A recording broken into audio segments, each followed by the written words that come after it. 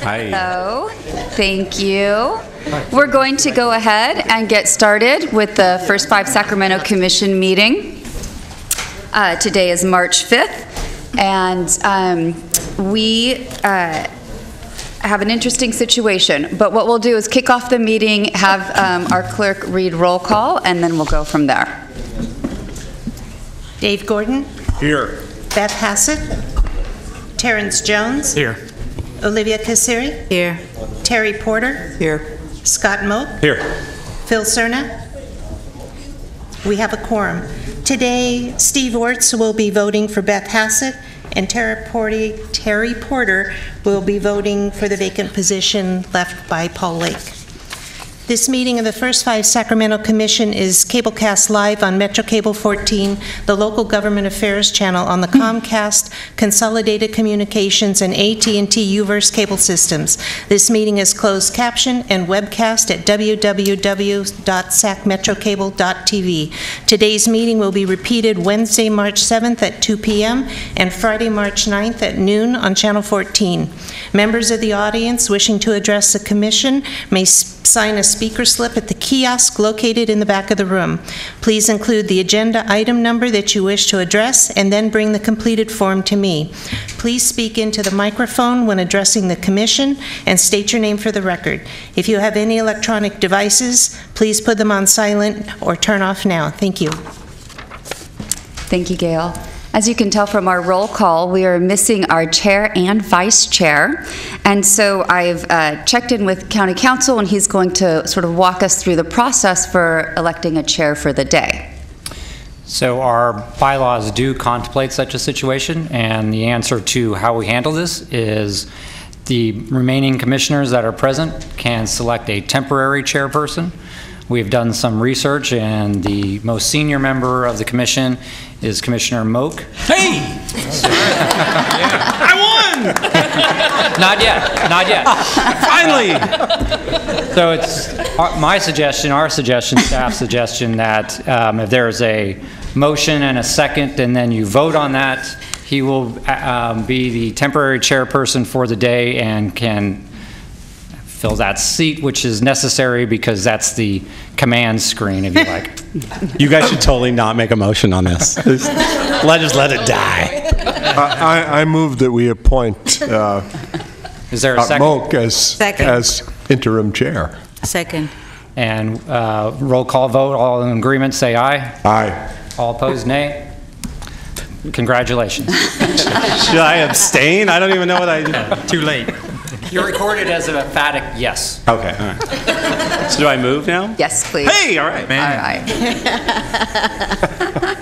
I feel like there should have been music or fanfare or something. This is going to be the worst meeting ever, so just prepare yourselves for that, all of you.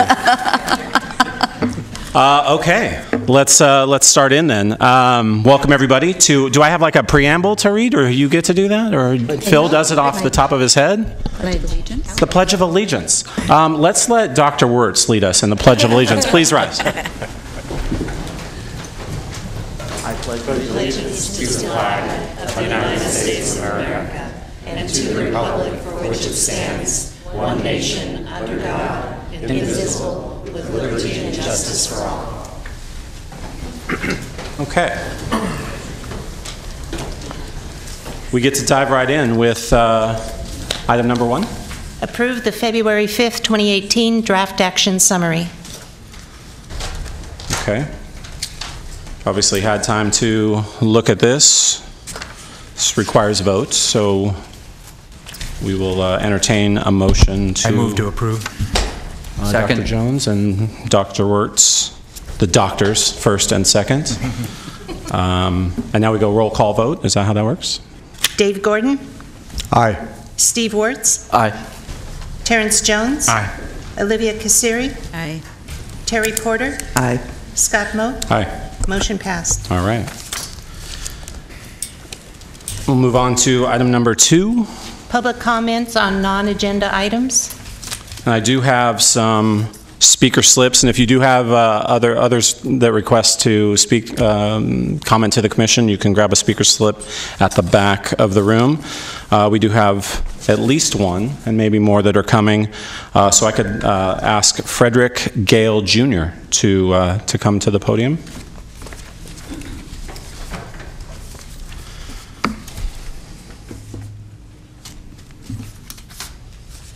Hello, sir. Frederick A. Gale, Jr. My question was, what is the purpose of the first 5? I've read a lot of your material for the years, and I sometimes compare it to the Flying Dutchman. And why can't we seem to solve the problem we seem to address every day? And I also suggest that maybe we would get a contract with the Israelis, and they would probably solve this for us quite often. You know, I was born in '31, September 22nd. We had the WPA and other alphabet organizations. Some of them are still here, and some of them are gone.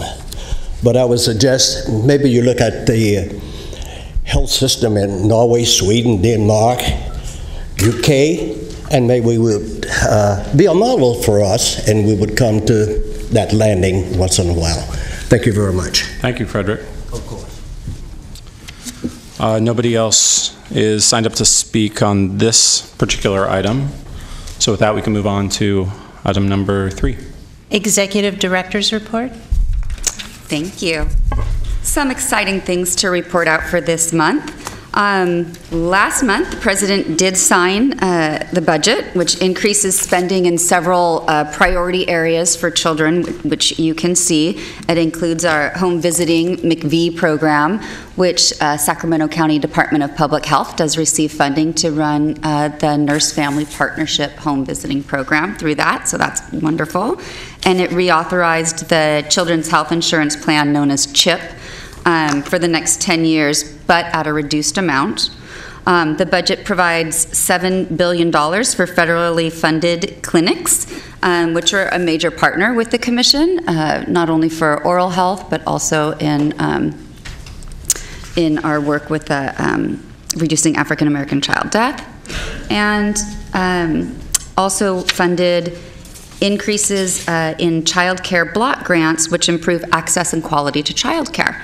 So very good stuff.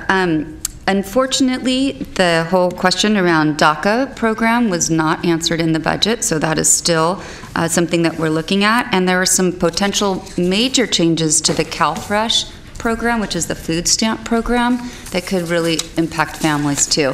So we'll just continue watching and advocating and reporting back to you. And speaking of advocating, November will mark the 20th anniversary of the passage of Proposition 10. And First Five from across the state will be at the Capitol for an advocacy day to meet with our legislators. And this year they're doing something slightly different. We're having a big day on the Capitol lawn with children and families and service providers out there. So if you have an opportunity to join us on May 2nd from 11 to 1 at the state capitol, please do so. And there's a flyer in your packet giving a little more information about that. I'm going to move on to community water fluoridation. After reviewing the fluoridation map at our last commission meeting, staff reached out to 2 water districts in South Sacramento that were smaller areas but were completely surrounded by fluoridated water but did not have fluoridated water themselves. And we just sort of touched base with both of them to see if there was any interest in fluoridating. The Florin County Water District was a resounding no, but the Fruit Ridge Vista Water District, which had previously been not interested in fluoridation is actually being bought by Cal-Am water company. And Cal-Am is interested in fluoridating. They fluoridated with us here in Sacramento and in Los Angeles. And so it's about a 12 to 18 month purchasing process, but we will probably follow up with them after it's purchased to see if there is an interest. So perhaps not the end of our fluoridating days, but we'll get back to you on that. Another exciting thing we're working on, in an attempt to build agency capacity and sustainability among our funded partners. So you know how we've been working internally on our own sustainability plan, and now we're sort of focusing externally on our contracted partners to see how we can provide them with some assistance in building sustainability and capacity. So we've contracted with a consultant who will be providing technical assistance in a large group format and then also in cohorts based on the priority area that each of the agencies works in, and then even some one-on-one technical assistance if needed. The goal is for the agencies to become more innovative, to broaden their volunteer base with some highly trained volunteers, and to develop an agency-specific sustainability plan, which is something that is in our contract language moving forward in the new strategic plan, that each must have its own sustainability plan. And so we won't ask them to do that in a vacuum. We will be providing them technical assistance to do that. Moving on, after the last commission meeting, there was a lot of excitement around the Crocker Art Museum and the various programs that they have for children 0 to 5. And so we've scheduled a private tour with commissioners and advisory committee members. It'll be on Monday, April 16th at 3 p.m. I have about 5 commissioners signed up right now, but there's definitely space. And so if you're interested, just let me know, and I can RSVP for all of us as a group. Something not in my written packet, but just happened last Friday that I want to share with you is that on Friday we partnered with First 5 California and the Kings on a special Dr. Seuss celebration at Robla Preschool in Rio Linda. And about 270 children, 270 preschoolers in one auditorium, plus their parents and their teachers, and the First 5 team from Sacramento, from First 5 California, and a bunch of Kings people were there. Doug Christie read one fish, 2 fish, red fish, blue fish to these kids. He was amazing. And then the president of the Kings was dancing, singing, running around. It was just so much fun.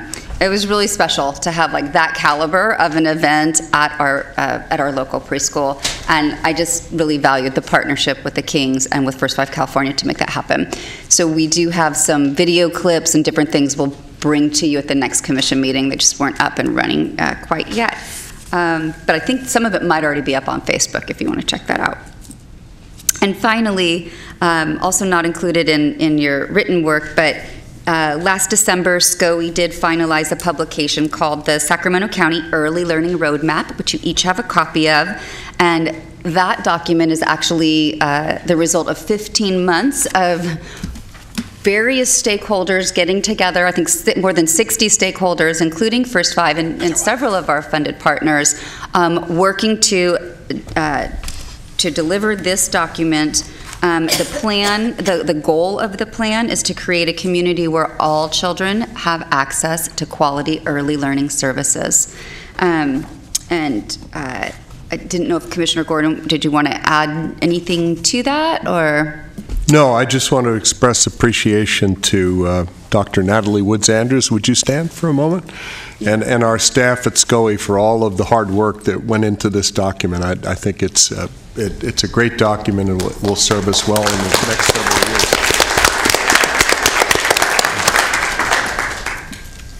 Thank you. And that concludes my Executive Director's report. Any questions or comments for our Executive Director? Commissioner Wirtz?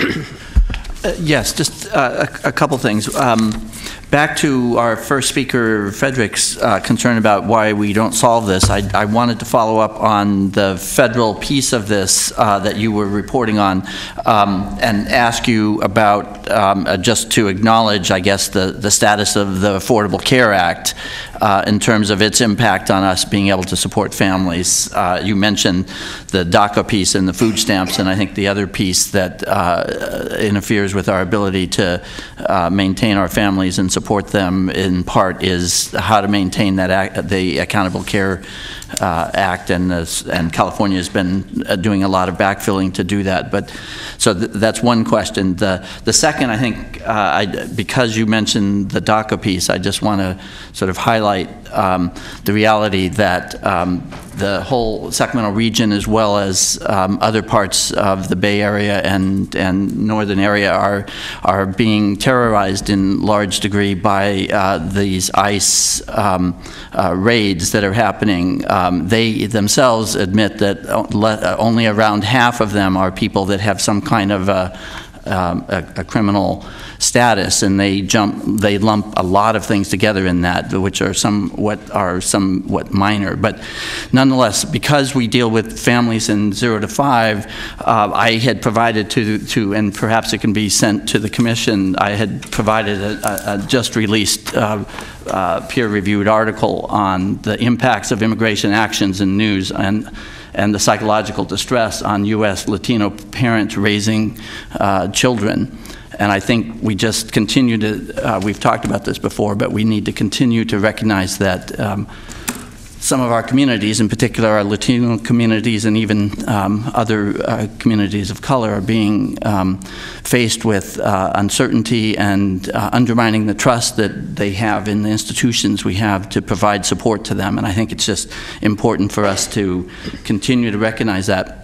And I will just say it again, that upcoming at some point fairly soon is going to be whether or not we reconvene, whether we reauthorize the contract that our sheriff department has with ICE. And I know some of the Board of Supervisors, my understanding is Patrick Kennedy has taken a position of not wanting to re-accept that contract, and I think we should, as an organization focused on parents and 0 to 5, that I think it's really important that we take that into account as well. So.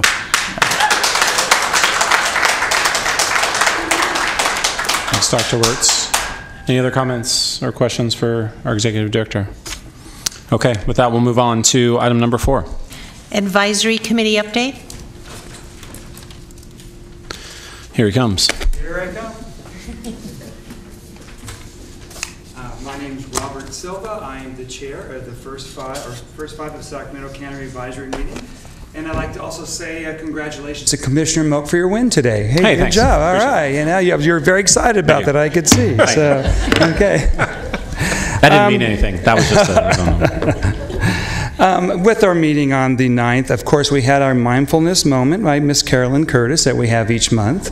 This has become a practice now each month in our meetings, and it's been very refreshing because I think we get to know each other a little bit with that. We had our first 5 commissioners' directors report by Miss Carmen Garcia Gomez in place of Miss Julie, of course. So she did a very good job. She gave us an update, but really what we were very impressed with was the RAD update, which is, of course, reducing African American children's deaths. Some of the statistics that were discussed was, for example, the African American infant deaths occurred amongst the no African American infant deaths occurs amongst the 241 babies delivered by program participants. We thought that was very good, very positive. And of course, that there was African American infant sleep-related deaths rates have significantly declined, 20% since 2013. We were very impressed with that. So that was very good. There was 2 questions that were brought up, though. The question was, is there going to be a longitudinal study for tracking children to report successes? So how long are these studies going to be done over time? And then we wanted to know, is there going to be a report or outcome findings for all RAD programs that were first 5 funded and non-funded? So I imagine there was going to be some discussion on that for a period of time. We also had a very, very good presentation by the refugee resettlement overview by the Sacramento Food Bank, which is done by Genevieve Levy, the Director of Family Services for the Sacramento Food Bank and Family Services. And if you don't know much about that program, right now we are getting a large influx of Syrian refugees right now that we're resettling at this time. And through the food bank, I know because we work with them on with Head Start too, there's about, I think so far, and this is off the top of my head, about 5,000 or more that have come in so far. And it's a very, very different culture they're coming into, and they're providing a lot of different services to them, from counseling to housing, to having people come in that were doctors and lawyers within their country, and now are coming here and finding that their education maybe is not equivalent, and they have to resettle in. So we were very interested in that, and we were very impressed with, so far, what is happening. So other than that, is there any questions? Any questions for our chair? Questions?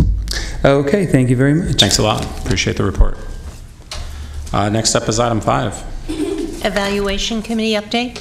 Dr. Wertz? Yes, just briefly, I wanted just to respond to the question about the longitudinal studies. I think in general, the Evaluation Committee is working much more to focus on the notion that we don't start each evaluation with each new year, so to speak. So we are beginning to build that in as a standard practice for looking at how to collect and analyze that data. However, I will say that the notion of looking at the overall project is a difficult task, and I know at this time certainly there is not enough resources within the evaluation budget that would allow for capturing the multitude of different community activities and their relationship to these processes. But I also think that the RAD group is also looking at this and does have an evaluation plan that addresses some parts of this. So I think we need to keep asking that and look for what happens over time. Just then on the status of the Evaluation Committee, we our next meeting is scheduled for Monday, March 19th at 1 p.m. We had delayed that meeting somewhat until we could continue to work as a group across the evaluation of the birth and beyond interventions, and I will just say that under the leadership of the first 5 staff and in partnership with the county, we have worked very hard to set up a working group to look at how to carry out that evaluation in an effective way. And I think with our consultants and all our partners, we're going to feel much more comfortable about the legitimacy of the results and the appropriateness of the evaluation process. So I think we'll be seeing that in the next go-round, I think, probably next month. Nice, thank you. Any questions for Dr. Wertz? Okay. Next is item 6. Financial Planning Committee update. So Kathy's not here. Is there somebody that fills in? We didn't actually have a meeting last month. So Eric, when are we meeting again? Next April. In April. Okay. Thanks. Great. Item number 7. Sustainability Committee update. Donna Sneeringer. So the Sustainability Committee met on February 20th, which seems like a lifetime ago for some reason. And Julie actually reported out on a couple of the big issues that we tackled. We did go over the governor's proposed budget and the federal changes in the federal budget that's being processed. And we talked a little bit about some of the legislation that that's being proposed that may impact some of the services we provide as well. Because because of the timing of the meeting, it was a little early to make any recommendations, so we'll continue to keep you updated. We also did meet with the consultant that's working on the local sustainability plans that are being put together with our contractors, and had a robust discussion about the value of that and his strategy, and I think it's going to be a really exciting process. We're looking forward to continuing to work with him, and I think we're all going to be very pleased with the outcomes in that front. And lastly, Julie spent quite a bit of time working with us through the network strategy that's being developed by First Five California and the First Five Association to provide better coordination of data, message, and outcome in statewide advocacy efforts and communication. And they have actually been invited to come present to us in June, so you'll hear a lot more about it at that point. And there is a statewide conference of First Five that's being held in Glendale in April, and Commissioner Hassett and I will both be there for the commissioners meeting, and I'm sure we'll learn more about that then as well. Great, thank you for that. Any questions or comments for, yeah? Thank you. Just one question. I was going to ask it to Julie as well, but in the sustainability meeting that you had, I wasn't sure, I didn't get the understanding between internal, I know we've been working on internal agencies, and you sort of mentioned external agencies, so I was just wondering what examples of external agencies are we talking about? So the organizations that we contract with as a part of their new agreements have to develop their own sustainability plan. Okay. So this commission has already adopted our plan for how we want to look at our funding and our future opportunities, but we're going to work with each of our contracted agencies to have them come up with their own strategies. And it's working through this consultant that will be able to assist them, and though we've done a lot of talking about sustainability over the years, it's very different to actually start to dig into what could be ongoing sources of funding, how do you tap into that, and how do you have that be part of your culture and your organization going forward. So that's really what we'd be working on there. Thank you, Donna. You're welcome. Commissioner Elliott? And to add, we were really excited to provide our contracting agencies some consistency so that when we talk about that, here at the commission level, the consistency amongst our contractors would be something that we would be able to point to. And then I recall when I presented the sustainability plan, I believe that the direction from the commission was that we provide that stability and provide that assistance as well, so that we have that consistency across the board. Thanks. Okay, with no one else requesting to speak, we can move on to our next item, which is item number 8. Approval of funding recommendations for community connections grants, low-income housing complexes. Alejandra Labrado will be taking this one on. Thanks. Good afternoon, Commissioners. A few months ago, we updated you that we would like to expand the CCG program to housing communities. This expansion would allow for housing organizations or social services agencies that are working within the housing organization to work in collaboration with residents to apply for a CCG grant. So today I'd like to present you with 2 housing communities that we would like to pilot for this expansion. As part of the application process, the housing organization collected feedback from the residents, not only on what ideas for activities that they would like in their housing community, but also to encourage their participation and involvement in their community. The proposed activities will be joint led between resident group leaders, agency staff, and community partners. Before I introduce you to the 2 groups we would like to pilot, do you have any questions about this expansion? Any comments or questions? Great. Sheer joy you want to share? That would be mine. This is easy. Okay, great. So the first group is at the Providence Apartments at Mack Road in South Sacramento. If those group leaders can please stand. Yay. Great. These residents, 0 to 5 parents, will be working in collaboration with a nonprofit agency focused on family. In this community, there's about 100 families with children ages 0 to 5 years old. The resident leaders are proposing to hold weekly parent empowerment workshops such as family literacy, socialization, health and wellness. and also biweekly parent and child bonding activities through music, arts, and crafts. Tremendous. The next group is located at the Twin Rivers Apartments in North Sacramento.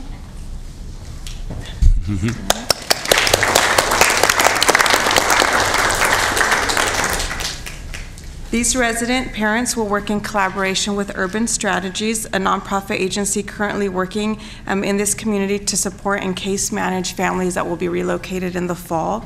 There's about 50 families with children ages 0 to 5 in this community. And these parents express the importance and desire of having family activities to maintain relationships with one another despite their relocation in the fall. They're proposing to meet weekly for parent-led activities such as cultural celebrations, family soccer days. We've got a licensed baker mom who wants to teach the parents and kids how to bake. We also have another mom who's a Birth and Beyond mom who's felt empowered enough to be a group leader here for this group as well. They've also reached out to the other community partners to provide space and to continue the partnership after they relocate so they can remain connected to each other and to the Twin Rivers community. So both of these grants are already included in the current contract with CAPSI for fiscal agent services. Excellent. And on the baking note, we do accept cookies are fine. If you want to, like cookies or any cake, any baked goods, we will take here at the commission anytime. Okay. It's on the record now, dear. It's on the record. Let's take some, we have some comments from commissioners. Ms. Elliott. You don't have anything. Let's go to Dr. Wirtz then. Just a quick, perhaps I don't understand the relocation aspect of it. If that's appropriate, could you say something further about that? So the Twin Rivers community is going to be essentially torn down and rebuilt, a certain part of town, and when it is rebuilt, it's going to come back as sort of mixed use area, a variety of folks living in there. There'll be some social services built into it. Coming back as like a beautiful new community. But in the meantime, folks are going to have to relocate for, I think it's up to a couple of years. And so they really were, Alejandra and I talked about, is this appropriate to invest the money and the time in the group when they might be scattering? All the feedback from the families was that they didn't want to just lose all the connections that they had made there, and that they did plan to come back. And so maintaining those relationships, even during the transition period, was important to them. And so it was important to us. I see. And that makes sense then of the need for space, or that they're using the Family Resource Center, because I was otherwise, for the other project, I'm really excited to see that there would be both the management and residents would work together to have this happen on site. Right. I think that's really an exciting model, and we really appreciate your leadership and want to see how we can continue to support this kind of activities, and we want to hear more about what you need and how you move forward. So, thank you. Thanks. Yeah. Any other requests to speak? We can entertain a motion if someone would like to do that. Dr. Wirtz, second first, and Dr. Jones our second. So this is a roll call vote. Dave Gordon. Aye. Steve Wirtz. Aye. Terrence Jones. Aye. Olivia Kasiri. Aye. Terry Porter. Aye. Scott Moe. Aye. Motion passed. Hey, congratulations. High fives, yes. Mr. Chair, I need to recuse myself on item number 9 as my office has a request. Thank you. And Mr. Chair, I need to recuse myself for item 9 and 10 as an employee of DHHS. Okay. Thank you both. Do we have a quorum? You have a quorum still, I believe, right? We do. Yeah, we're still good. Yep. With the alternatives, we still have a quorum. Got it. Okay, well, let's take item number 9. Approval of funding recommendations for programs under the results of early care, school readiness, and effective parenting. Great, thank you. So last month, the commission awarded $12 million to 11 agencies to provide services for children and families, and that was amazing. But what's before you today is even bigger than that. So it's really impressive. Item number 9 today brings you $31 million worth of funding over the next 3 years to 10 community agencies to provide critical prevention and early intervention services. So if you add this $31 million with the others that we'll be doing today just alone, nearly $36 million that this commission is awarding. So it's a huge day. This batch of contracts includes Sac City Unified School District as our final school readiness contract. It includes Sacramento County Office of Education and Child Action as our partners to increase quality in child care settings. It includes the Sacramento Children's Home to continue the crisis nurseries in both North and South Sacramento. And finally, it includes CAPSI and the 6 Family Resource Center partners who together run our Birth and Beyond programs in 9 communities across the county. Staff are requesting approval to enter into contract with each of the 10 agencies for a total of $31 million over the 2018 strategic plan period. And you can see in the attachments to this commission letter a brief outline of each of the services to be provided through each of the partner agencies. Okay, thank you.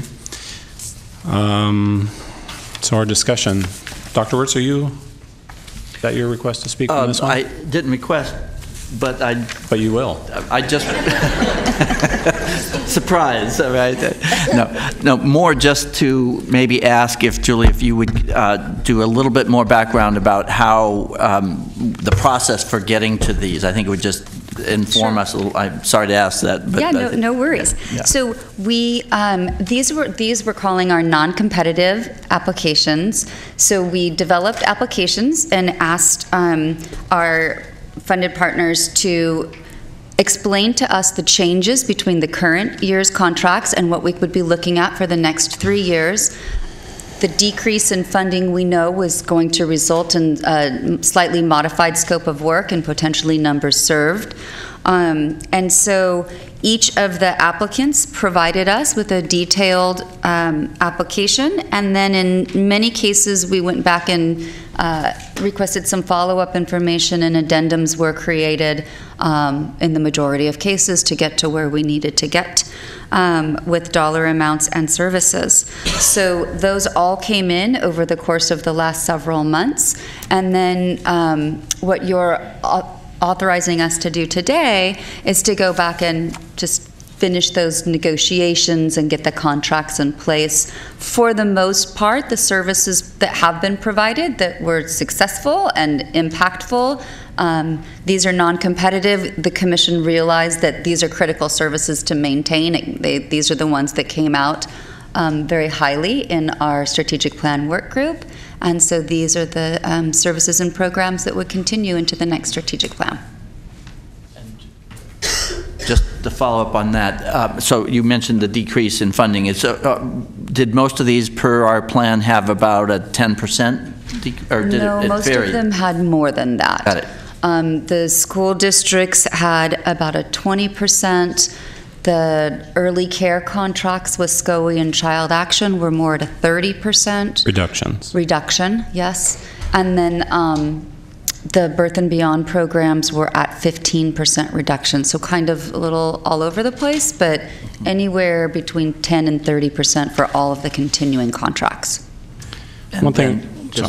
I'm sorry, then the other portion of that is, do you think the range or scope of services, the reach, is sort of proportionally being cut in those amounts generally? Some of the agencies, yes. If they got a 15% cut, they were, putting forward 15% reduction in the numbers.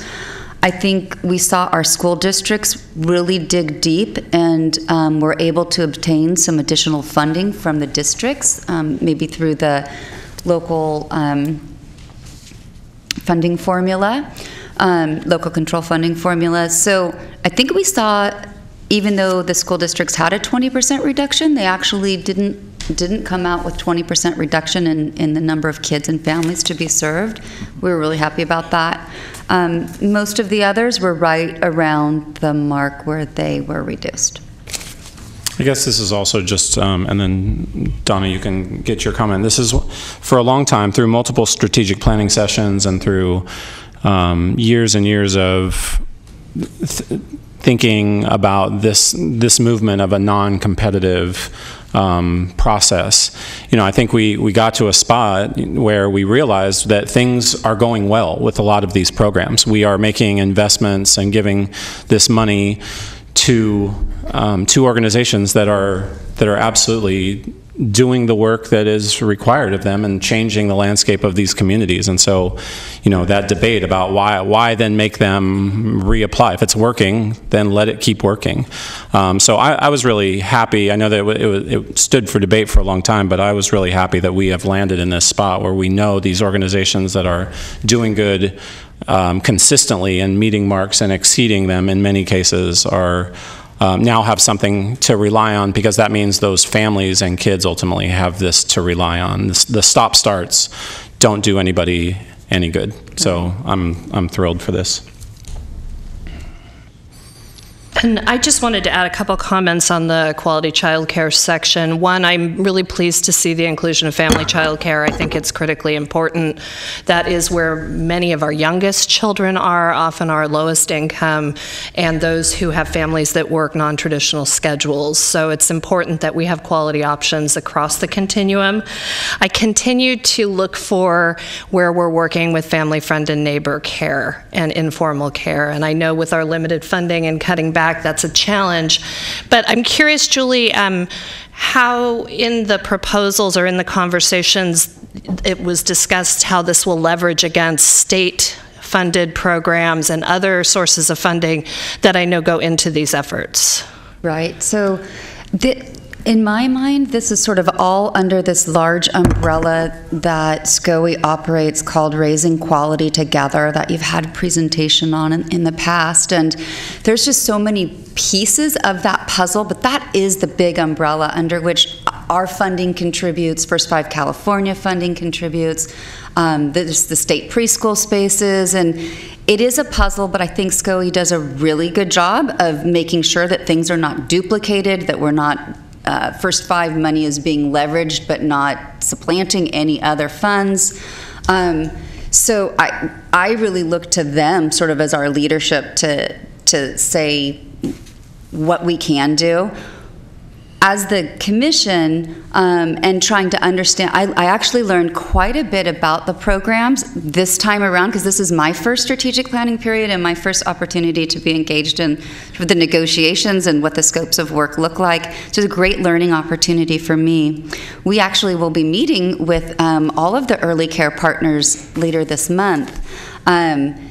Because we see opportunities around evaluation and showing the impact about both of these programs, which I think in some ways, at least in my understanding, they collaborate, but they kind of still do work in their own silos, and they didn't even really know exactly what the other agency was doing. So I saw that as an opportunity for moving forward, pulling them into a room together, facilitating a discussion about that, and seeing where it makes sense, where can we double down on our evaluation efforts and other places to make sure that we continue, even with less funding, to serve as many parents and as many child care providers as possible between both of the grants. And I'm glad to hear that that meeting's going to happen. I think that there are parts of the early care system that are more robustly resourced than others. And as we go forward, even as our dollars diminish, I think it would serve us well to figure out where those gaps are and make sure we're doing our best to leverage where there are more robust dollars. And I think that's part of sustainability in this area. I think this is a growing area of state and federal funding, and it's just going to be critically important for us to be smart about these investments. So, but I thank you for pulling that together. Yep, pleasure. Commissioner Jones, you good? Yes, I am. I thank you. My piece was also about the sustainability aspects. I'm supportive of these programs, and I think this is a great opportunity for them to be funded.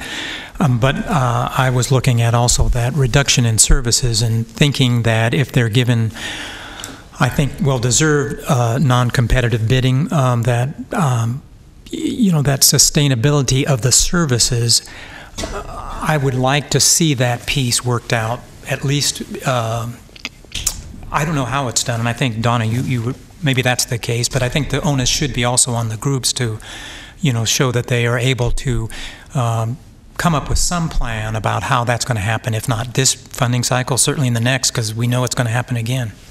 Agreed. We know we're looking down a 30% cut in 2021 to the overall budget. Which brings us down to our baseline, kind of money in, money out after that.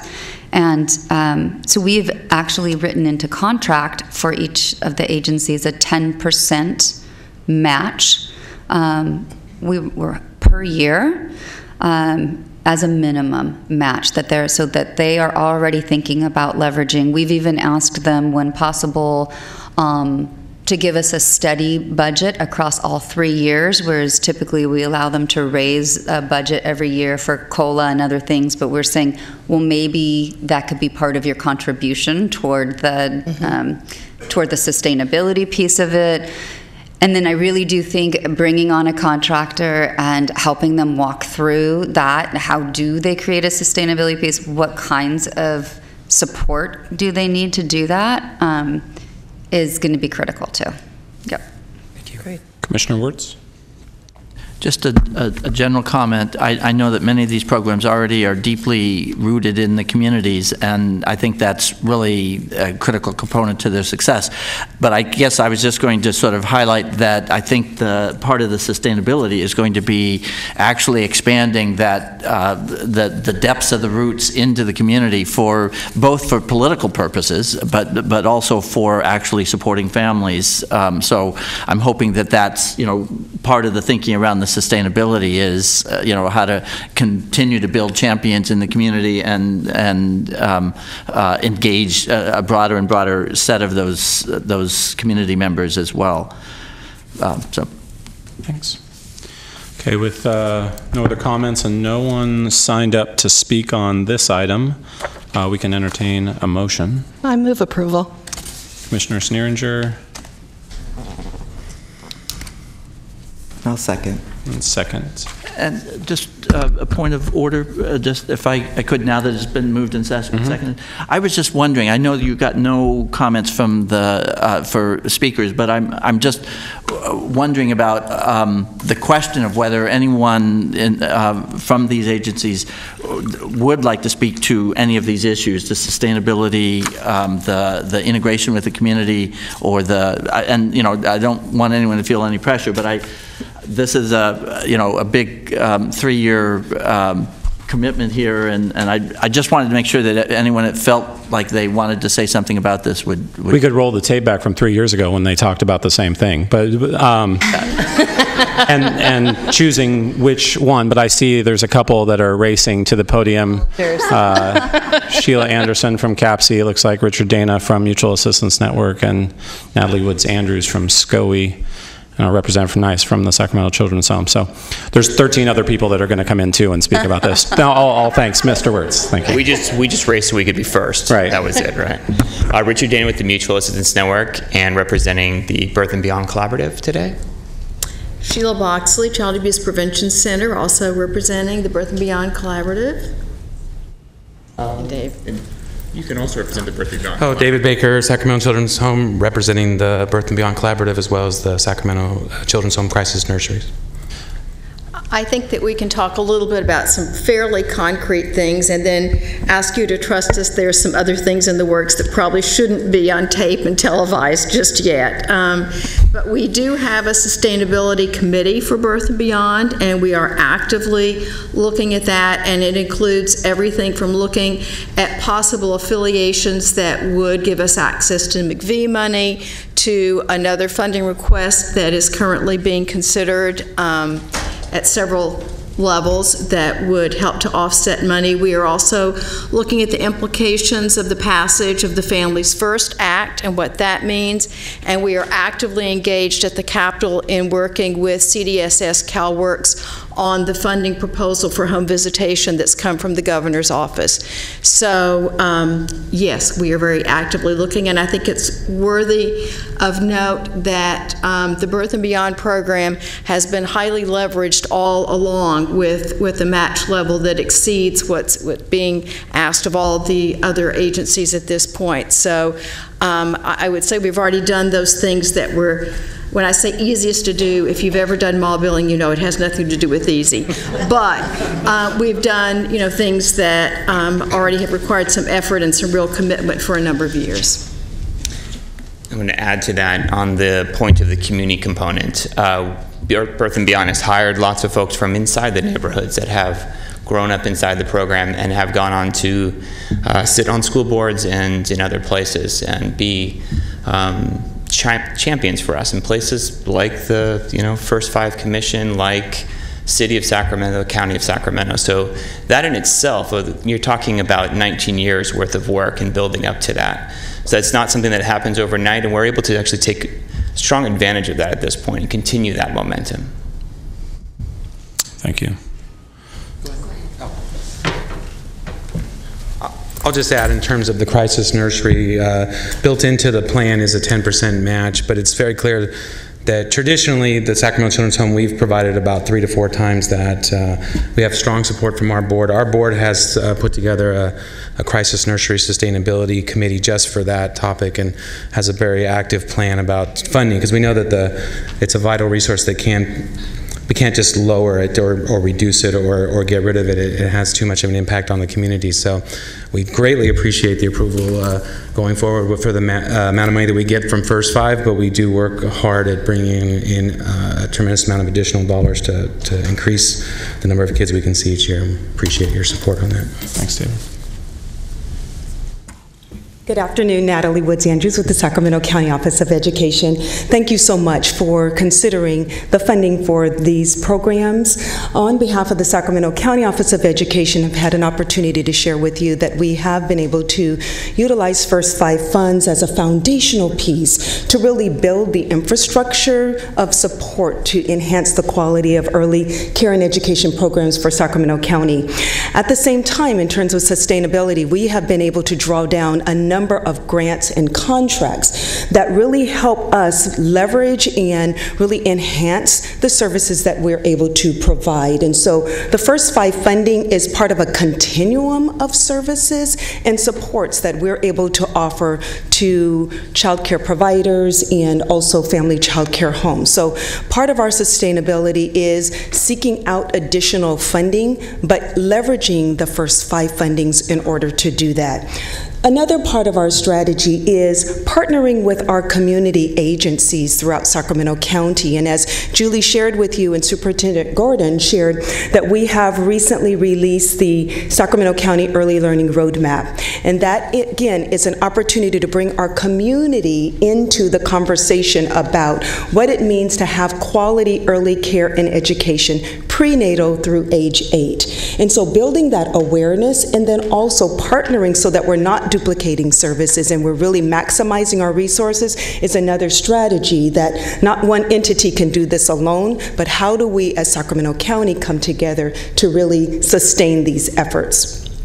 And then finally, I just wanted to respond to your comment, Commissioner Sneeringer, in regards to family, friends, neighbors. And Julie has shared with you the work that we're doing with Raising Quality Together. However, part of the funding that we're receiving is through First Five California, and that is through the impact contract.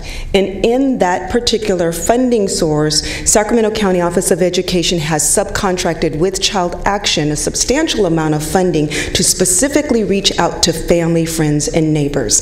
And so it is a strategy that's not used very widely throughout the state, but we found it was really important to build that awareness in terms of what does quality look like in that informal care setting. And so we have allocated resources in order to do that, to help our providers then get licensed to move into the Raising Quality Together system. So thank you so much. Thanks. You good? Okay, so we have our motion and a second. So now we can do a roll call vote if there's no other comment. Steve Wertz? Aye. Terrence Jones? Aye. Terry Porter? Aye. Donna Sneringer? Aye. Scott Moak? Aye. Motion passed. Okay. Congratulations to all of you. That was...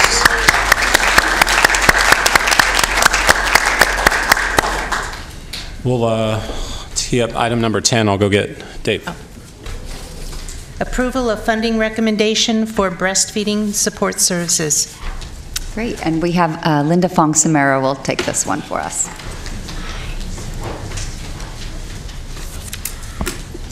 Good afternoon, Commissioners. We are excited to bring forth some funding recommendations to you today for breastfeeding support services.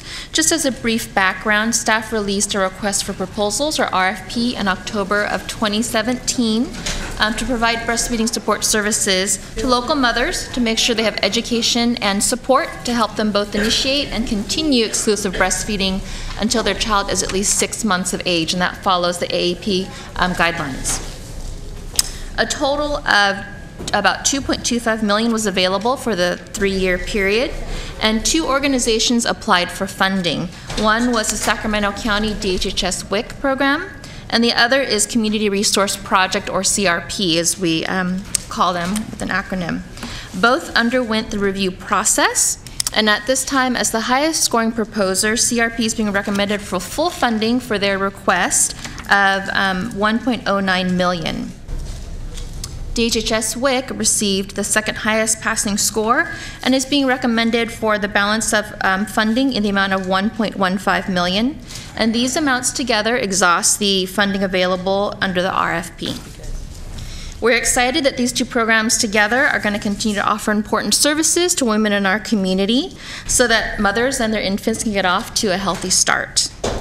In addition to these 2 programs, there's been a lot of discussion about sustainability in prior meetings and today as well. So there are sustainability activities forthcoming. One example is work with an intern from UC Davis. It's an MPH student, and that intern is going to assess barriers to accessing breastfeeding support services in our community, including those that should be available within individuals' health plans and in health systems. Other examples could be the Sustainability Committee advocating for continued coverage and utilization of existing breastfeeding support services, and of course, doing additional outreach and education regarding those support services in our community. So those are all things moving forward that will help mothers access those critical services, and we're excited for the work ahead with our partners and with our commissioners and with the Commission. So with that very brief report, do you have any questions? Any questions for staff?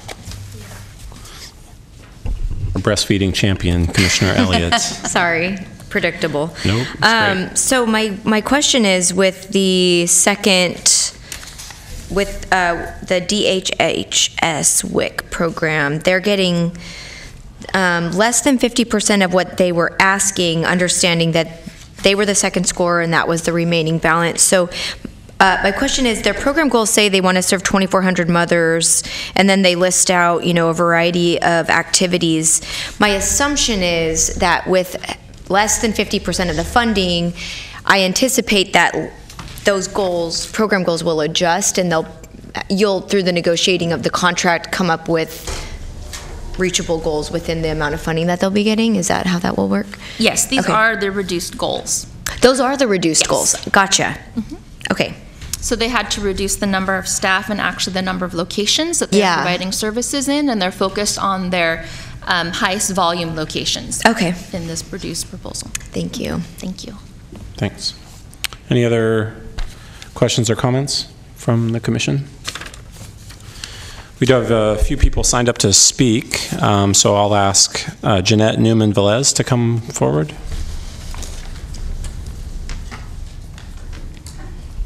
Hi.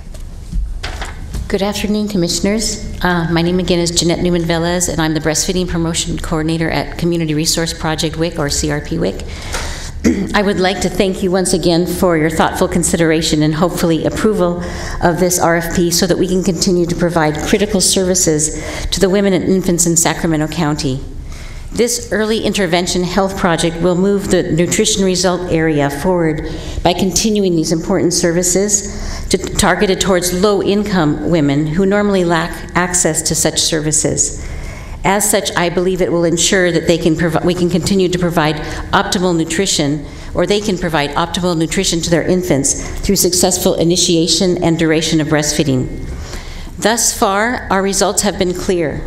Those WIC infants whose mothers received first 5 funded services had higher rates of breastfeeding at both 6 and 11-month time periods that are critical markers that demonstrate successful duration.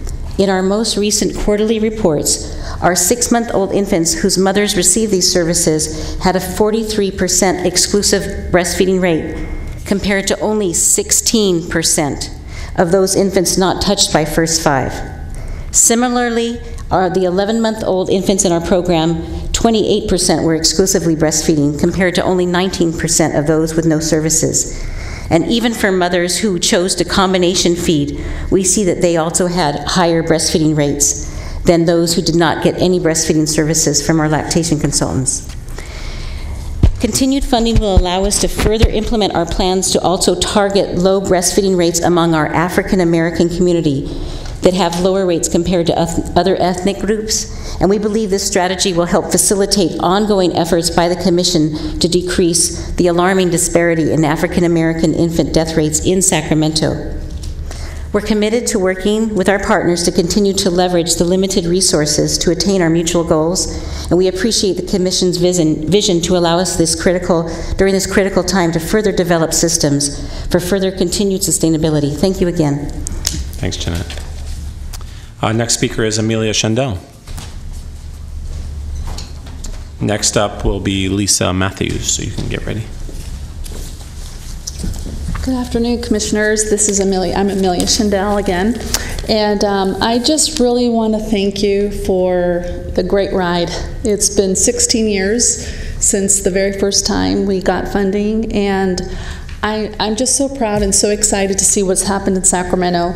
30 years ago, Sacramento was not a breastfeeding supportive town. It was pretty intense, pretty stressful, and every time we tried to help moms, we encountered so many barriers and so many challenges. But now this has become such a breastfeeding friendly place, and we just see so many changes with hospitals and systems and going back to work and the regional breastfeeding consultants, and it's just really made a big difference. And I want to thank all of you because of your vision, your tenacity. Many times we were on the chopping block, and many times some of you stood up and said, no, we can't do this. So again, I really want to thank you from the bottom of my heart. And it's been wonderful. And I also really want to thank you for the opportunity of 3 more years. It'll help buy us time, and so that we can put the throttle on our sustainability plans, and we hope for the best. But again, I'm very, very appreciative for all that you've done. Thank you. Thank you. Lisa Matthews. Hi. Hello, Commission. My name is Lisa Matthews, and I'm the Breastfeeding Program Coordinator with the Sacramento County WIC program.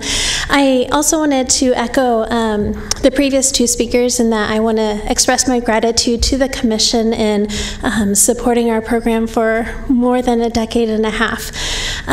We have seen great increases in our exclusive breastfeeding, so moms that don't provide any formula to their babies, but also any breastfeeding, so breastfeeding at any amount.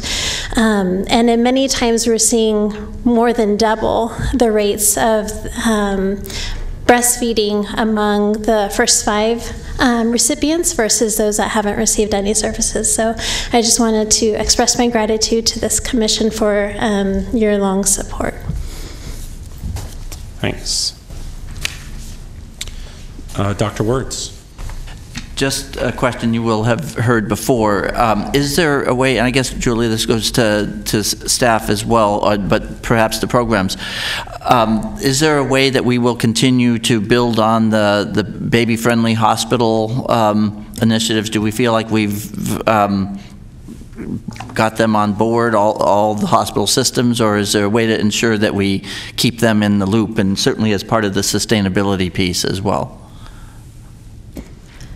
You want me to start?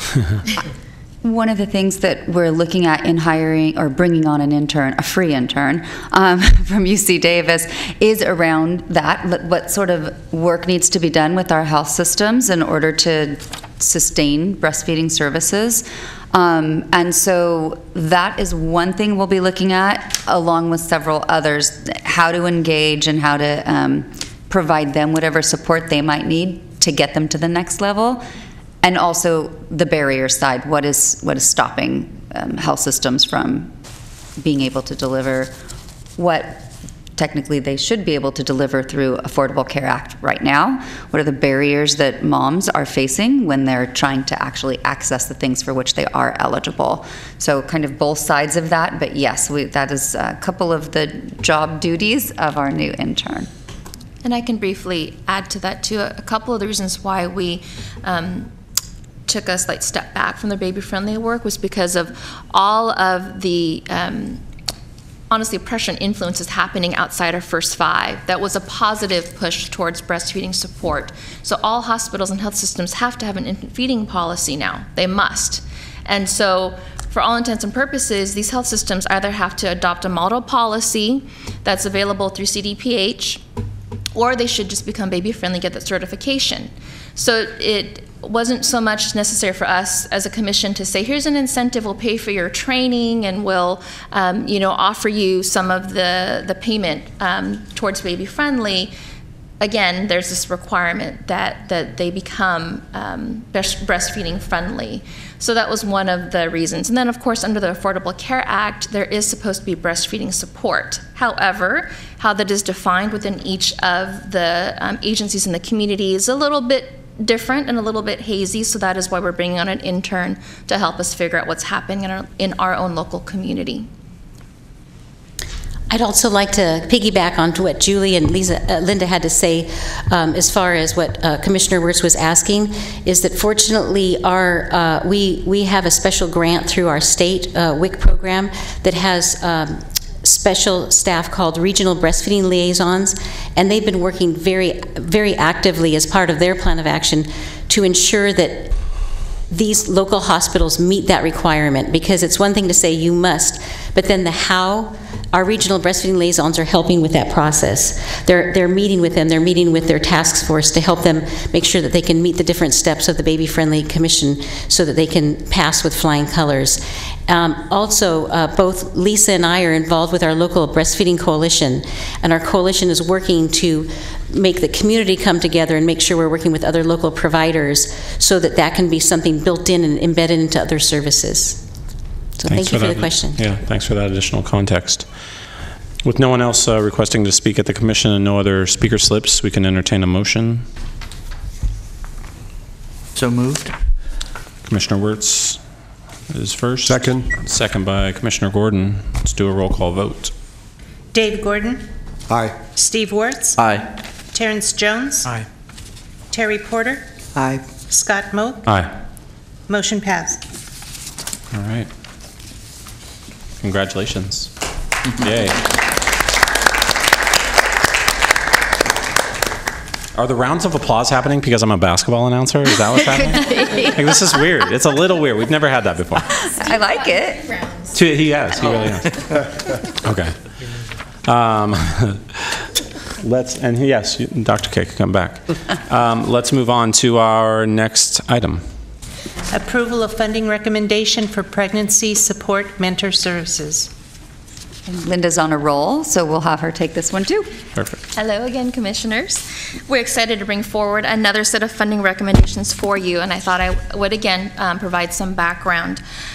So some of you may have noticed this agenda item was pulled from the February meeting, and really this was to allow staff some time to meet with our current contractors to talk about some possibilities for collaboration moving forward into our 2018 to 2021 strategic plan.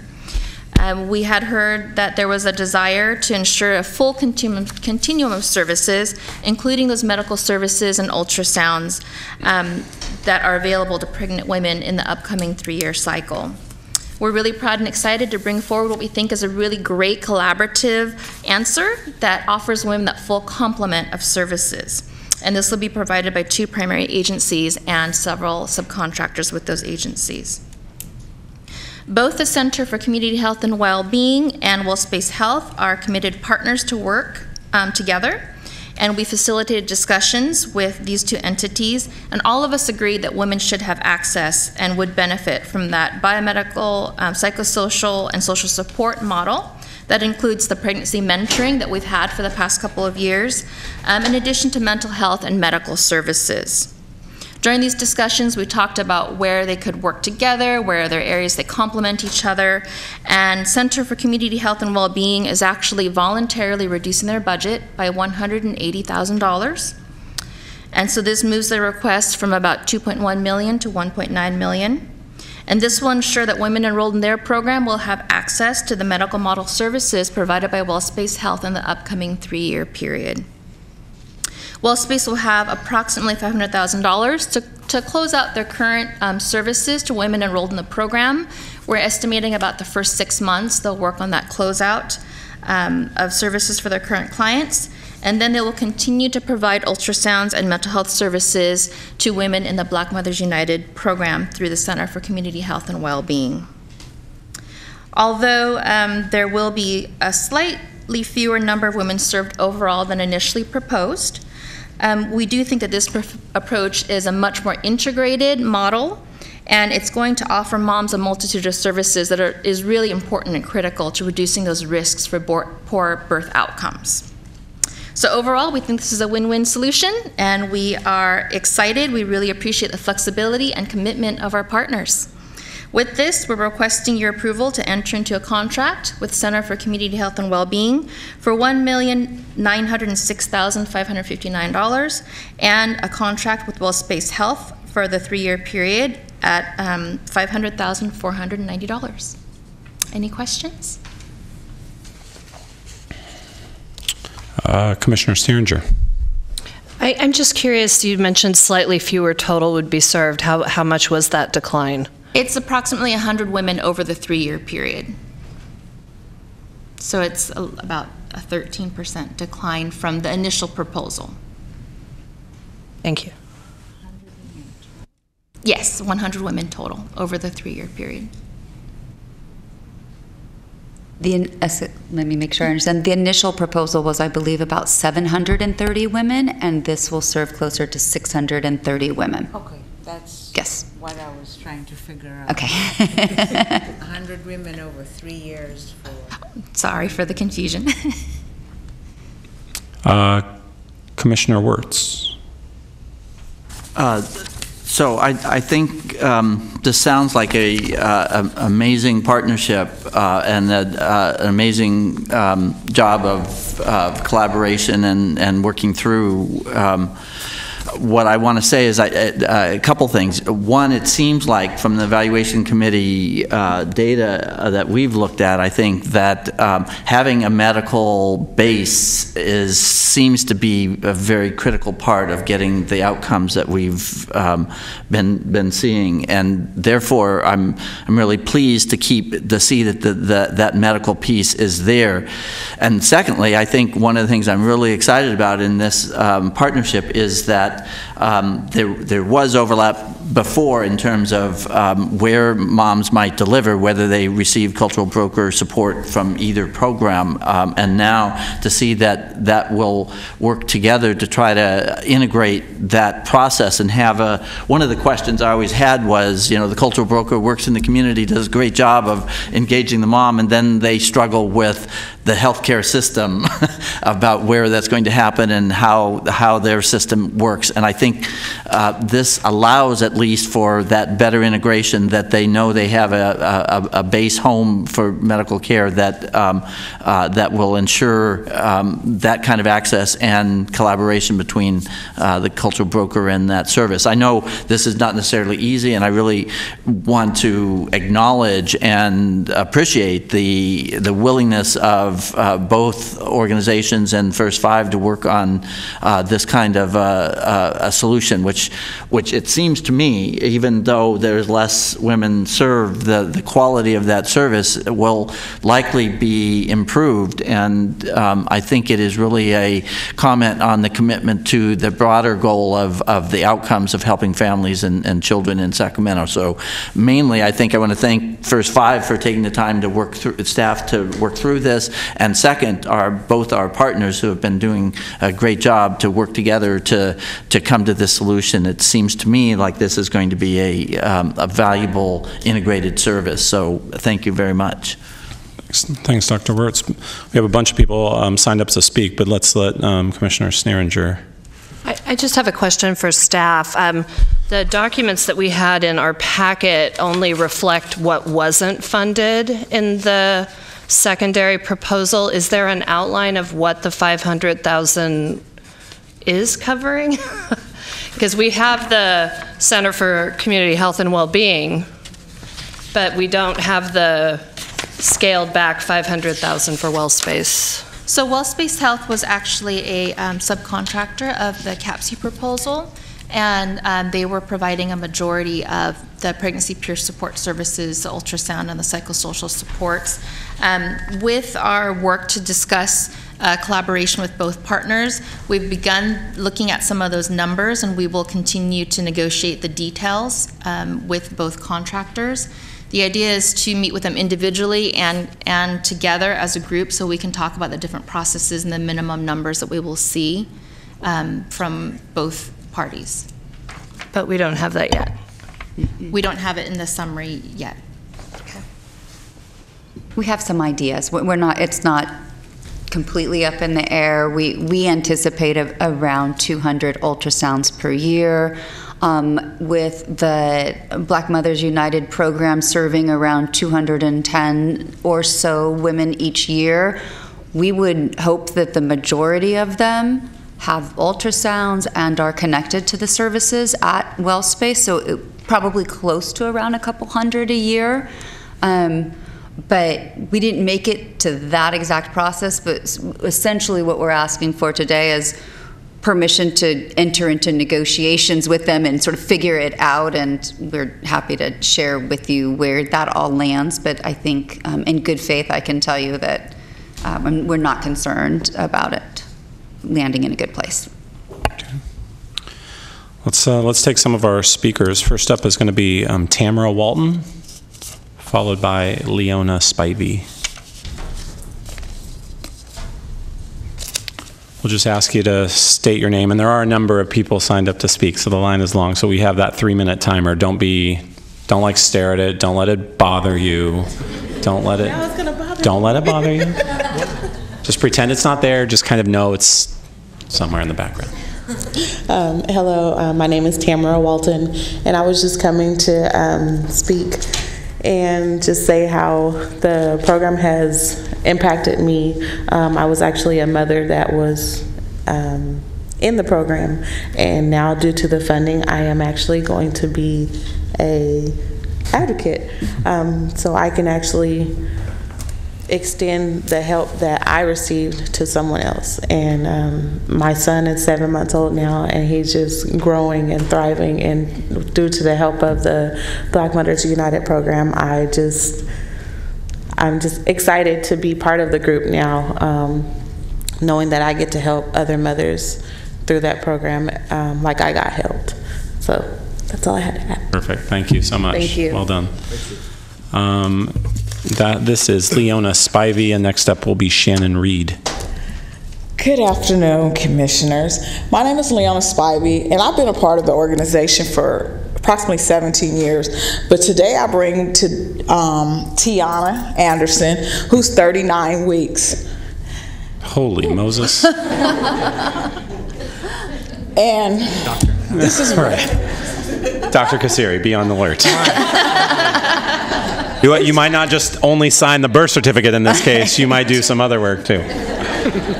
Working with Black Mothers United is really close to my heart because I can honestly say I was one of those mothers that was lost out there on drugs. But today I can give back. My client who also experienced drug abuse, substance abuse, and homelessness, for like 2 weeks, almost 3 weeks, I had lost contact with her, and she was homeless down at Mary House. And every night I would go home and it would just tear into my heart like, God, I need to find somewhere for her to go. I need to find somewhere. I couldn't even imagine myself sleeping out in a tent in the open. And so when I contacted her, I was like, are you scared out there? She was like, of course I'm scared, but I don't have nowhere to go. And I was like, oh my God, I got to figure out something here. So of course we found, she ended up at Bishop Gallegos. Her testing, all her levels are fine now. She's now clean, and she has her own room over there, and her baby's due any day, and she's gonna weigh over 9 pounds. But I really appreciate the funding that we're gonna receive because now we can continue the work that we do. It's not about what education you have, it's about what you have in your heart. And I feel like the women that we have as far as staff have all of that, and we're going to push forward, and maybe one day we'll have our own maternity home so that we don't have to send our women to the streets. Thank you. Thanks, Leona. Shannon Reed. Shannon will be followed by Professor Rich Callahan.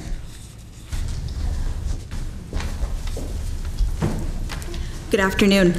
My name is Shannon Reed. I'm the Executive Director for Center for Community Health and Wellbeing and the Black Mothers United program. Today, our agency is being recommended for a contract award of $1.9 million over the next 3 years. And although we did support the original staff recommendation for our full funding request of nearly $2.1 million, the $9.1 million being recommended today will allow us to continue providing the critical services to pregnant African American women throughout the county. As First Five staff recognized, our agency is best positioned to decrease infant deaths in Sacramento County because we effectively serve pregnant African American women with the greatest risk of poor birth outcomes. Our mission of lowering the African American infant mortality rate has remained persistent since 1988. Our capacity to, 1, reach women who may not be receiving prenatal care or face barriers to care, and 2, meet their individual needs remains unmatched. Through our program, we will continue to enroll the hardest to reach women into our culturally sensitive program and link them to critical services. We will continue to develop trusting relationships and provide socio-emotional support to our clients. This is our keystone strength. It is our gateway to providing women with comprehensive community-based services that together optimize birth outcomes such as gestational age and weight. Our pregnancy coaches assist with navigating the critical health and social service needs and addresses risk factors to encourage the healthiest birth outcomes possible. Essentially, we are connecting women to perinatal care and education while mitigating the negative impacts of the social determinants of health, all within a nurturing and supportive community of African American mothers, resulting in decreased perinatal conditions deaths. Since we first received funding in 2013, we have impacted the lives of 355 unduplicated women and their infants. This new contract will enable us to serve an additional 630 women. On behalf of our agency, thank you to First Five staff and to the First Five Commission for your continual support of our work. We look forward to continuing our mission of increasing the number of healthy African American babies born here in Sacramento County. Thank you. Thanks, Shannon. Professor Rich Callahan will be followed. I'll find the name in a minute. Go ahead. Hello, my name is Rich Callahan. I'm a professor at the University of San Francisco, but I'm a resident of Carmichael in Sacramento, California.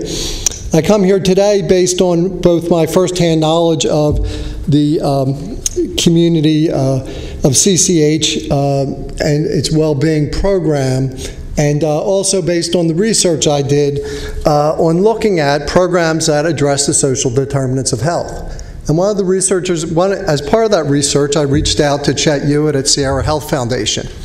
The example he took to write of all the work that the foundation does, the example he drew on was the example of developing these programs to address the disproportionate rate of death of African American infants.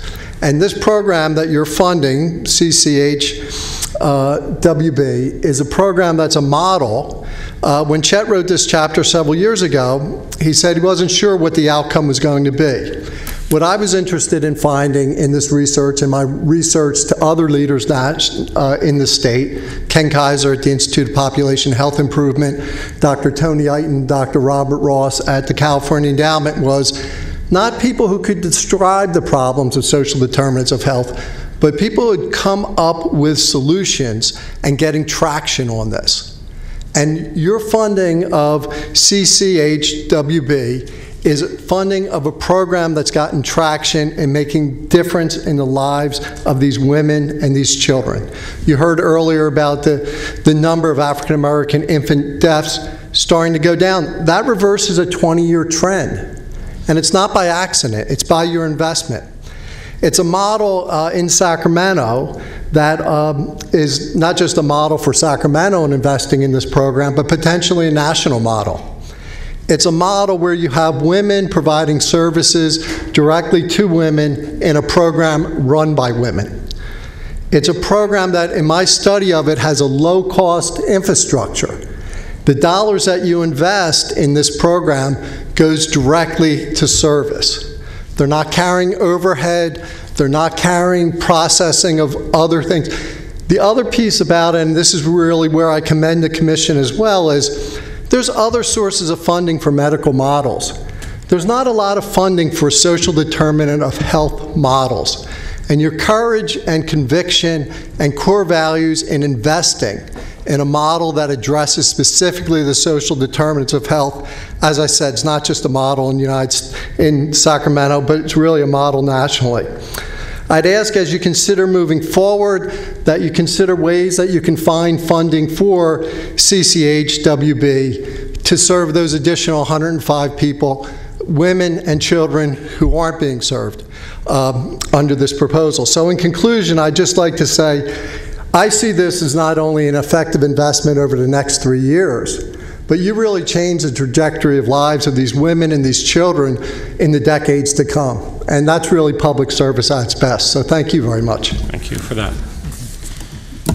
Next speaker is Frederick Gale, who I think spoke earlier, but I don't see him. He left.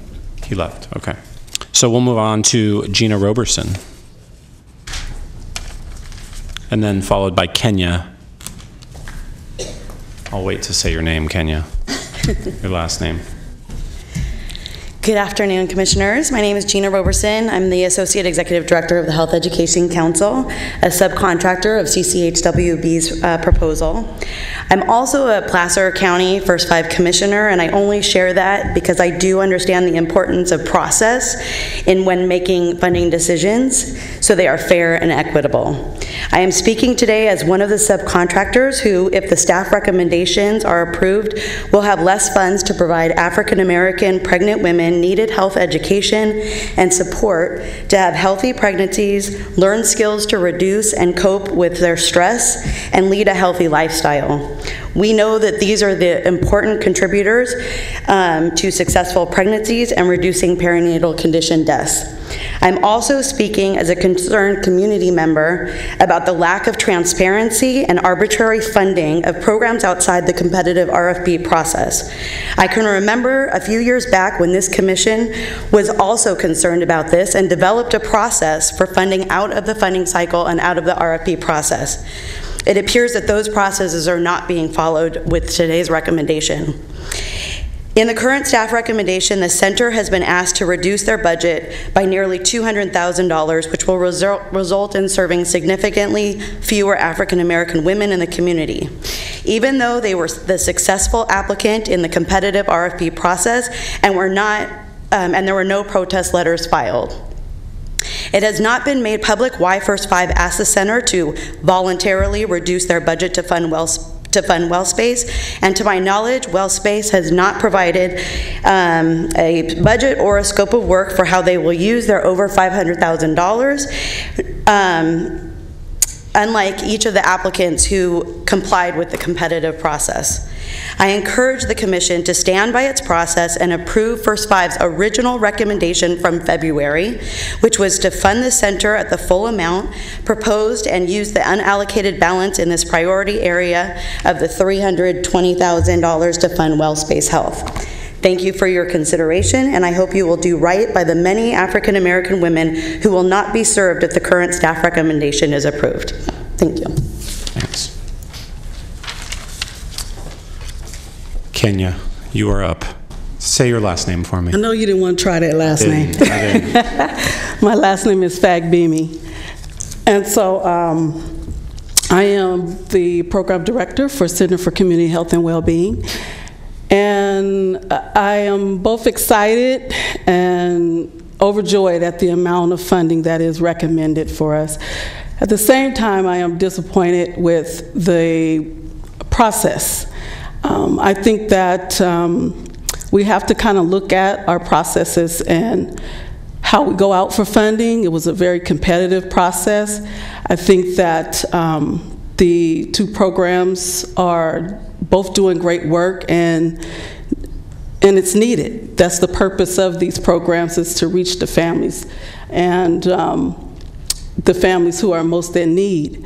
And yes, this could be a very great collaborative partnership, but I also want us to just think about how this competitive process kind of puts us almost at odds, in a sense, because we are competitors. We're both going out for the same amount of money, and we have things that we have to consider, things that may have to be reduced, things that may increase. And so I just, again, felt that we could do better with the process and how we go about the RFP, the grant process itself, and how funding is considered. So that's all I had to say. Thank you. Okay, now I have nobody else signed up to speak. Commission member comments, other questions?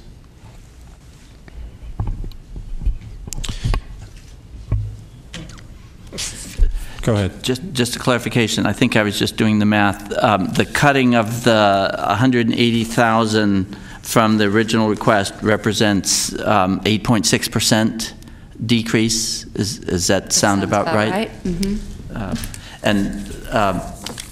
Yeah, and my comments were based on an understanding that there was a clearer sense of collaboration here. So I'm certainly concerned about the value of having the integrated health access with the community outreach. And I'll just say again that my reading of the data, which is limited, the data is limited, so is my reading of it, so being clear on that.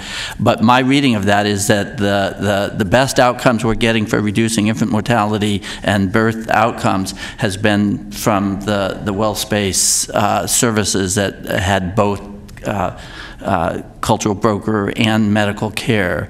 So being the empiricist and scientist that I am, and being a applied researcher as well, I know there's limitations to that data, but so two separate things. One, I think it's a good idea. Two, I'm not speaking to the process, because that is a valid and reasonable component of activity. Commissioner Elliott. And so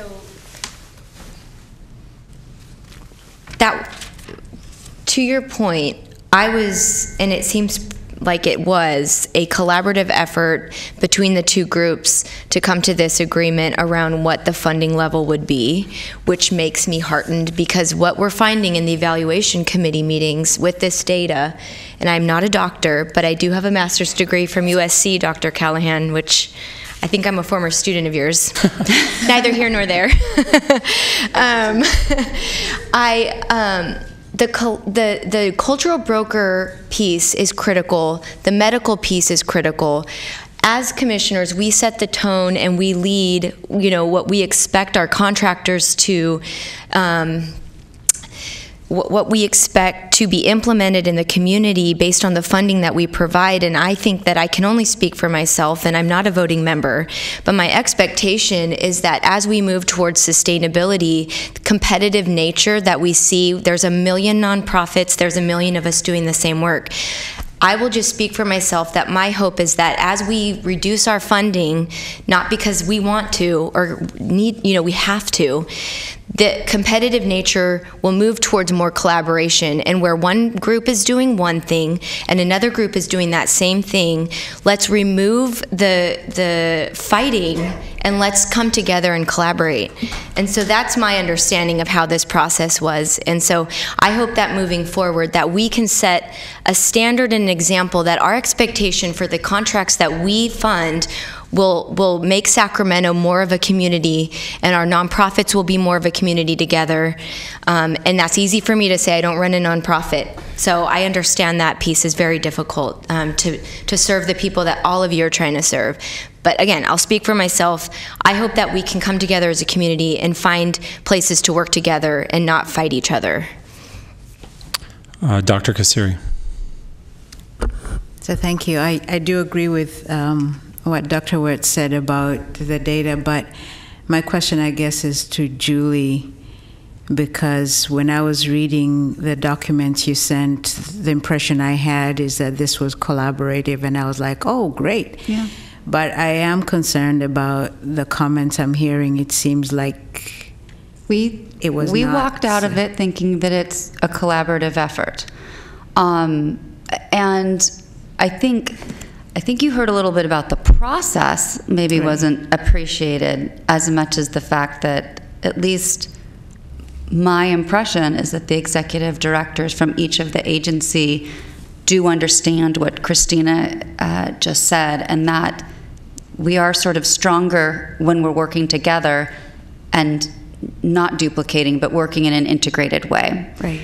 The process question, I think, just goes back to staff really did try very hard to honor the competitive RFP process, and having not gotten exactly that full continuum of services, did go back to ask the partners to come together in a collaborative way to see if they, as executive directors, could come to an agreement.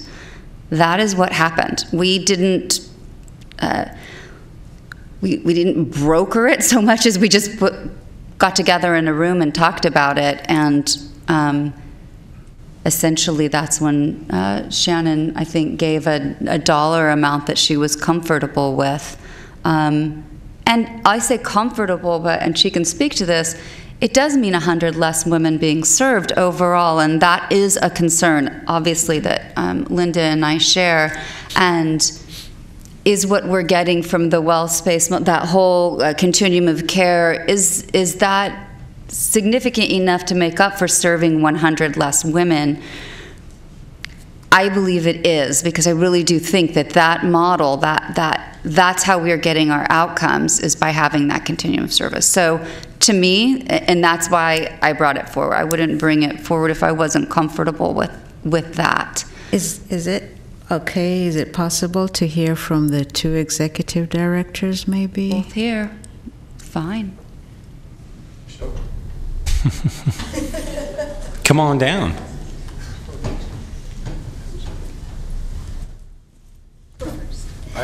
I'll key off you. I'm just here at your invitation, so come on. The board invited you to speak. Yeah, okay. Well, thanks, Jonathan Porteous, WellSpace Health. We did not apply for this money. We were part of a collaborative that failed in its application, and we were approached because a component of what we do is not funded by any funding stream. Women of color experience institutional racism in the medical field because the ultrasounds they need to decrease the incidence of premature birth and low birth weight are not available through any billing stream. We, in our original model, which was biologic, psychologic, and social, insisted on a 24-week ultrasound because those are not billed or billable through any insurance. The whole system is rigged to not make it possible to do what may actually save the life of an African American child. That is at the core of the amount that was divined in this process, and that amount came from pre-existing budgets that we've had for many years with the Commission. But we did not apply for this money, and we're very grateful for your consideration, and I feel like we were invited to a conversation with BMU and felt like it was very productive. So really appreciate it. Thanks.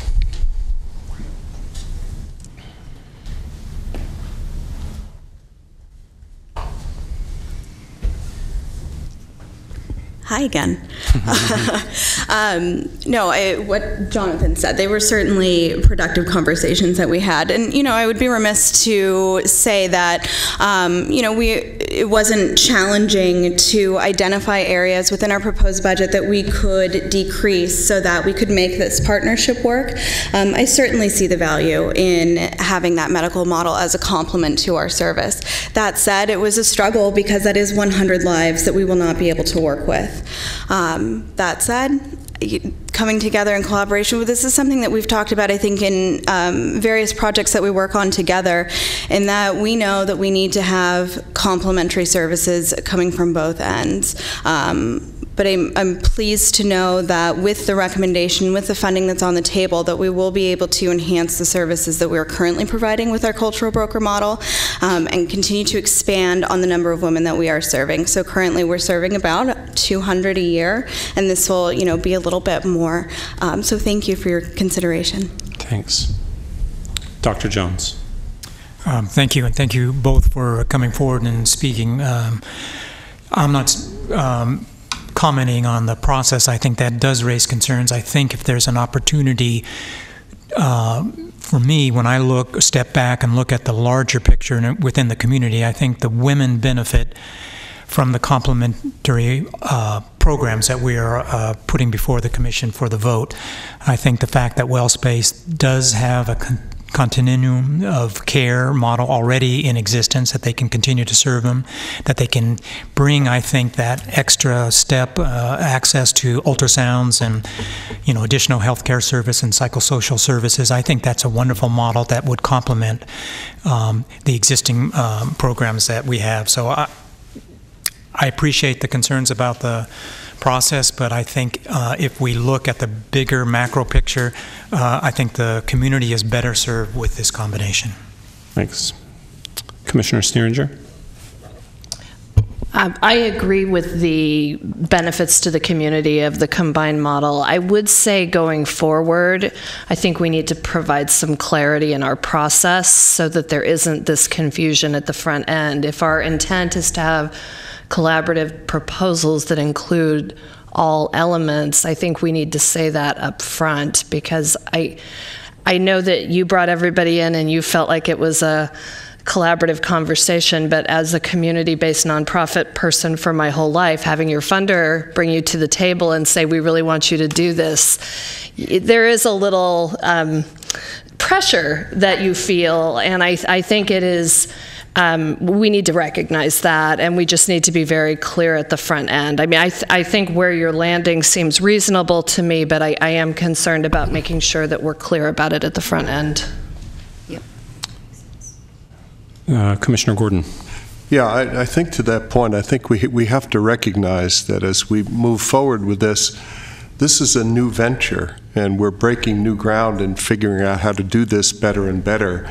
And perhaps if there was some caveat in the overall request for proposals around this, that this is an evolving system and it's to our advantage to work to perfect it from year to year and from contract to contract, that might help us a lot, because I think the work that's been done in a collaborative way has made the program better over the last several years, and we should seek to continue to do so.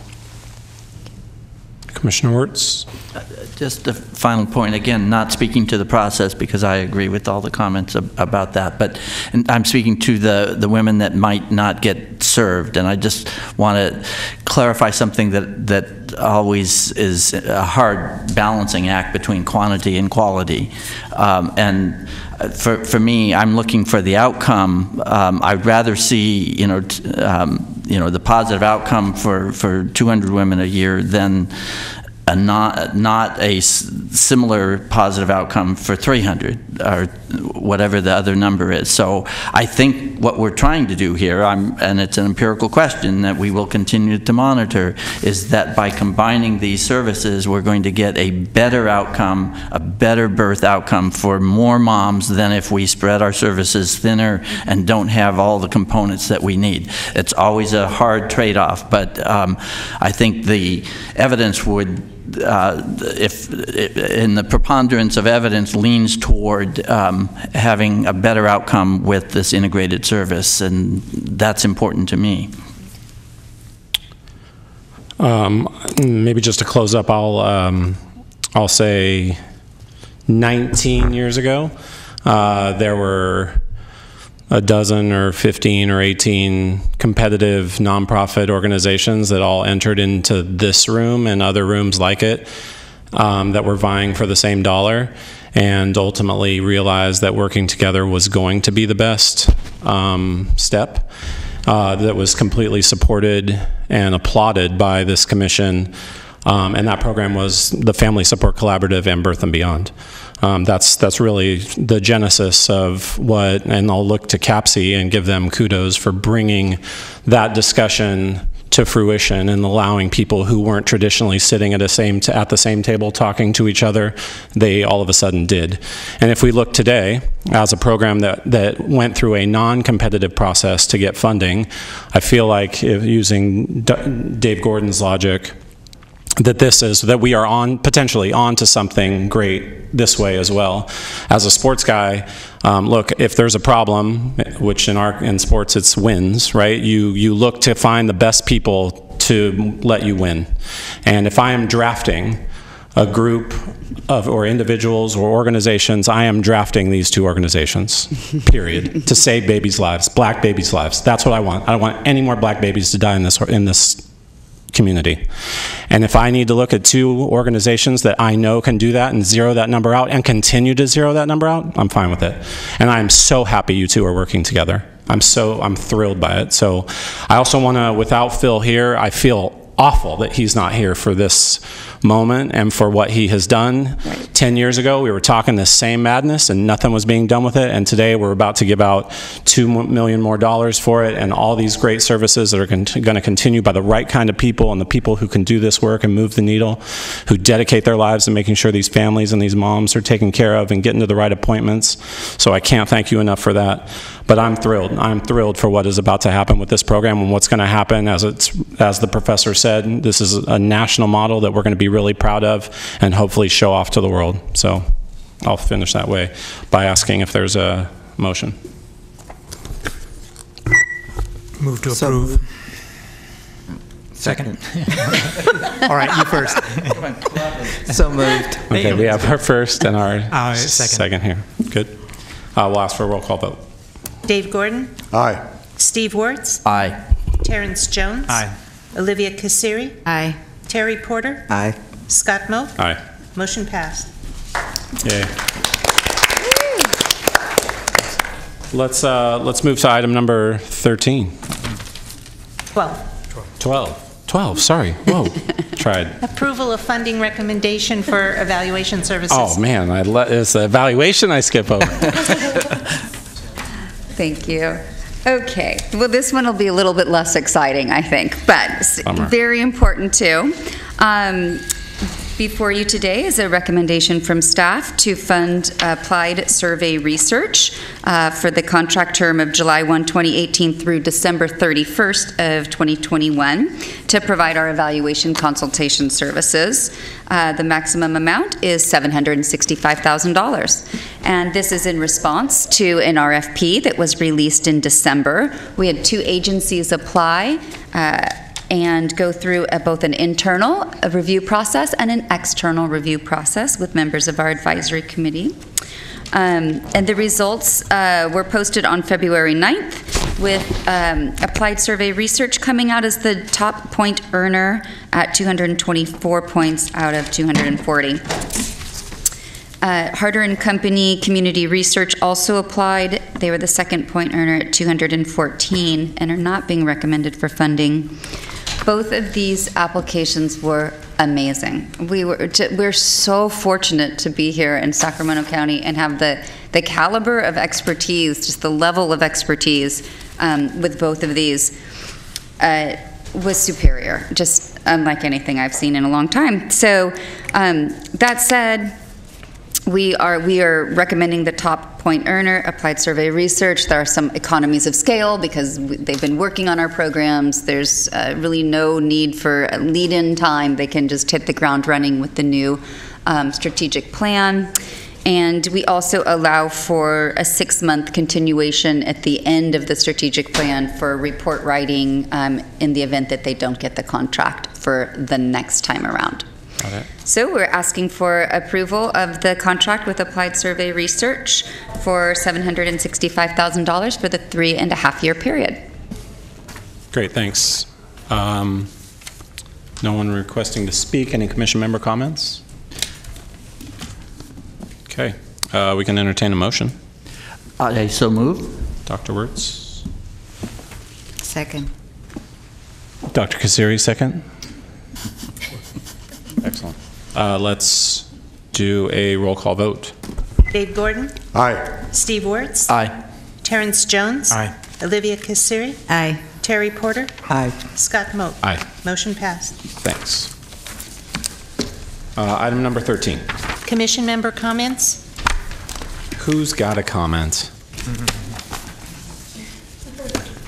Anyone? Not how well I facilitated this meeting? I mean, come on, guys. Serious, that was pressure. Wow. Stop it.